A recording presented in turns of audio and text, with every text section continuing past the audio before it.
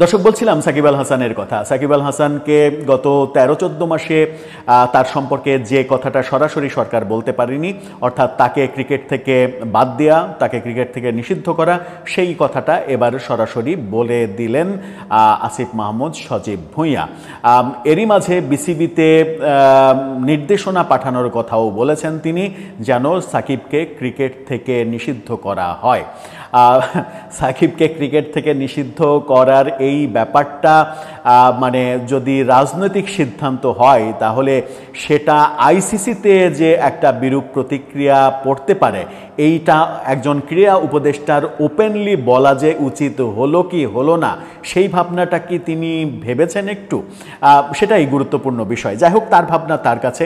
তিনি মনে করছেন যে এভাবেই অ্যাপ্রোচ করা উচিত, কৌশল অবলম্বন করা দরকার নেই।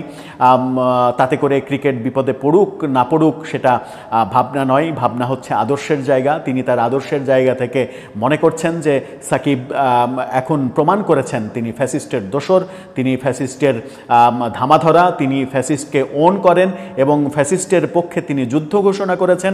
এরকমটা মনে করছেন বলেই সাকিবের বিরুদ্ধে এবার যুদ্ধ ঘোষণা করা হলো।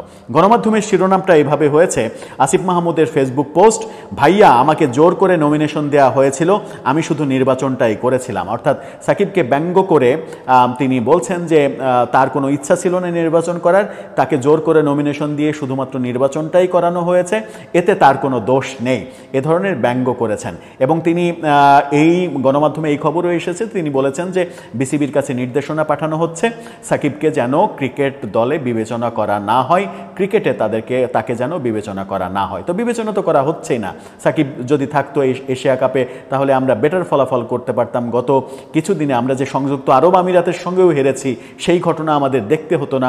কিন্তু সাকিব যেহেতু ফ্যাসিস্টের দোসর, আসিফ মাহমুদ সজীব ভুঁইয়ার ভাষায় অবশ্য মানে এটা বলার কারণও রয়েছে। শেখ হাসিনার জন্মদিনে সাকিব, আমার মনে হয় যে তিনি প্রমাণ করে দিয়েছেন যে তিনি ক্রিকেটার সত্তার চাইতে রাজনীতিবিদ সত্তাটাকে বেশি গুরুত্ব দিচ্ছেন এখন। তা না হলে তিনি কৌশলে শেখ হাসিনার জন্মদিনে উইশ করার ব্যাপারটা এড়িয়ে যেতে পারতেন, তিনি কৌশলটা অবলম্বন করতে পারতেন।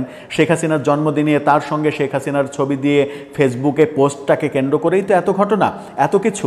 গণমাধ্যম কি বলছে? গণমাধ্যম যেটা বলছে সেটা হচ্ছে, ভাইয়া আমাকে জোর করে নমিনেশন দেওয়া হয়েছিল, আমি শুধু নির্বাচনটাই করেছিলাম, আওয়ামী লীগের দলীয় রাজনীতিতে জড়িত হয়নি। ইউ নো হু, যার হাত ছাত্র জনতার রক্তে রঞ্জিত, তাকে বাংলাদেশের পতাকা বহন করতে দেওয়ার প্রশ্নই ওঠে না। সাকিব আল হাসানের হাত ছাত্র জনতার রক্তে রঞ্জিত, এটা বলছেন। ঠিক আছে, এই আবারও বলছে যে এই বিপত্তিটা ঘটেছে মূলত শেখ হাসিনার জন্মদিনে তার উইশ করাকে কেন্দ্র করে। হয়তো সাকিব আল হাসান এটা টেকনিক্যালি অ্যাভয়েড করতেও পারতেন, যেহেতু তিনি ক্রিকেট থেকে এখনও অবসর নেননি, ক্রিকেটকে এখনও বাই বলেননি। সেই ক্ষেত্রে তার ক্রিকেটার সত্তাকে বেশি গুরুত্ব দেওয়া উচিত ছিল কি না, নাকি তিনি ঠিক ভাবনাই ভেবেছেন যে তার রাজনৈতিক সত্তাই সব থেকে বেশি গুরুত্বপূর্ণ, সেই ভাবনাটা তার কাছে। যেহেতু তিনি শেখ হাসিনার জন্মদিনে উইশ করেছেন, সেটাকে কেন্দ্র করে বাংলাদেশে একটা তোলপাড় অবস্থা তৈরি হয়েছে, সেটা শুরু করেছেন আসিফ মাহমুদ সজীব ভুঁইয়া। হয়তো শেষ বেলায় এনসিপি সহ সবাই জড়িয়ে যাবে। এরই মাঝে সার্জিস আলম মন্তব্যও করেছেন, ফেসবুকে পোস্টও দিয়েছেন তুই সম্বোধন করে সাকিব আল হাসানকে, যেটা আসিফ মাহমুদ সজীব ভুঁইয়া বলছেন যে তার হাতে মানে শহীদের রক্ত আছে।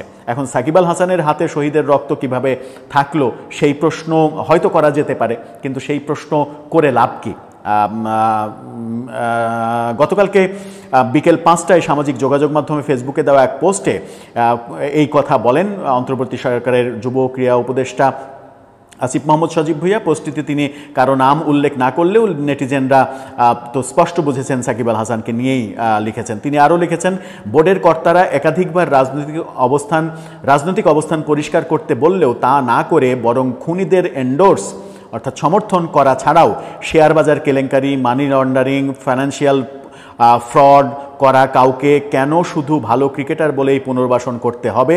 আইন সবার জন্য সমান, ফেস ইট। খুবই ভালো কথা, খুবই গুরুত্বপূর্ণ কথা বলেছেন। তার হাত শহীদের রক্তে রঞ্জিত এই কথাটা না বলে বরং তিনি যদি কোনো অপরাধের সঙ্গে জড়িত থাকেন, তার যদি কোনো ক্রিমিনাল অফেন্স থাকে, যেমন তিনি যে ব্যাপারগুলো উল্লেখ করলেন যে শেয়ার বাজার কেলেঙ্কারি, সেটা যদি প্রমাণিত হয় তাহলে সেই ব্যাপারে তাকে শাস্তি দেন, মানি লন্ডারিং সেটা যদি প্রমাণিত হয় সেই ব্যাপারে শাস্তি দেন। কিন্তু এই যে মানে অযথা মিথ্যা কথা বলা যে সাকিব আল হাসানের হাত শহীদের রক্তে রঞ্জিত, যে সময় তিনি দেশের বাইরে ছিলেন, দেশেই ছিলেন না, তার নামে যে মামলাটা হয়েছে সেই মামলার বাদীও জানেন না সাকিবের নাম দেয়া হয়েছে, এই ব্যাপারগুলো হবে কি, এই ব্যাপারগুলো হবে যে ক্রিকেটের সঙ্গে রাজনীতিটাকে জড়িয়ে ফেলা। যদিও সাকিব নিজেও ক্রিকেটের সঙ্গে রাজনীতিকে জড়িয়ে ফেলেছেন এবং যখন শেখ হাসিনাই বাংলাদেশে অনেকের মাথা ব্যথার কারণ, তখন শেখ হাসিনার জন্মদিনে উইশ করা তাকে রাজনীতিবিদ হিসেবেই প্রমাণ করেছে এবং তার ক্রিকেটার সত্তার চাইতে তার কাছে রাজনীতিবিদ সত্তাটা গুরুত্বপূর্ণ, এটা তিনি নিজেই প্রমাণ করেছেন। এই ক্ষেত্রে শুধুমাত্র দুটো উদাহরণ দিয়ে আলোচনাটা শেষ করব। সেটা হচ্ছে যে একটা লেখালেখি সামাজিক যোগাযোগ মাধ্যমে খুব চলছে। সেই লেখালেখিটা হচ্ছে যখন পাকিস্তানের ক্রিকেট দলকে সমর্থনের প্রসঙ্গ আসে, যখন বাংলাদেশের বহু মানুষ পাকিস্তানকে সমর্থন করে এবং পাকিস্তানকে সমর্থনকারীদেরকে মনে করিয়ে দেওয়া হয় যে ৭১-এ পাকিস্তান আমাদের শত্রু ছিল, তারা আমাদের ৩০ লক্ষ মানুষকে মেরেছে, ২ লক্ষ মা বোনের সম্ভ্রম কেড়েছে, সেই দলকে আপনি কিভাবে সমর্থন করেন, তখন তারা যুক্তি হিসেবে যেটা নিয়ে আসেন সেটা হচ্ছে খেলার সঙ্গে রাজনীতিকে কেন জড়ান। আবার তাদেরকে যখন সাকিব আল হাসানের প্রসঙ্গ আনা হয় যে সাকিব আল হাসান রাজনীতিতে জড়িয়েছেন, তিনি এমপি নির্বাচন করেছেন, সেটাকে বাদ দিয়ে খেলোয়াড় সাকিব আল হাসানকে কেন আপনি মানে মূল্যায়ন করবেন না, এখানে তাহলে কেন খেলার সঙ্গে রাজনীতিকে জড়াবেন? দুইটা কি ভিন্ন নীতি হলো না? দুইটা কি ভিন্ন অবস্থান হলো না? কিংবা স্ববিরোধী অবস্থান হলো না? স্ববিরোধী কথাবার্তা হলো না? পাকিস্তানের বেলায় খেলার সঙ্গে রাজনীতি আনা যাবে না, সাকিবের বেলায় খেলার সাথে রাজনীতি আনা যাবে, এই ধরনের লেখালেখিও সামাজিক যোগাযোগ মাধ্যমে সাকিব ভক্তদের লিখতে দেখা যাচ্ছে।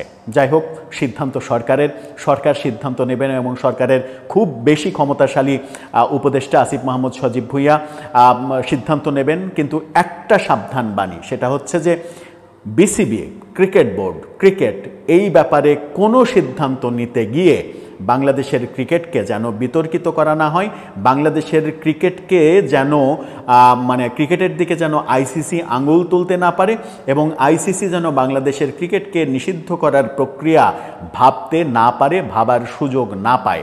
কারণ একমাত্র শর্ত আইসিসির যে ক্রিকেটে রাজনীতি ঢোকানো যাবে না, সেই ব্যাপারে সরকার এবং সংশ্লিষ্টরা যতটা সচেতন থাকবেন ততটাই ভালো হবে। দর্শক, এ ব্যাপারে আপনার মন্তব্য জানিয়ে লিখতে পারেন আমাদের কমেন্ট বক্সে।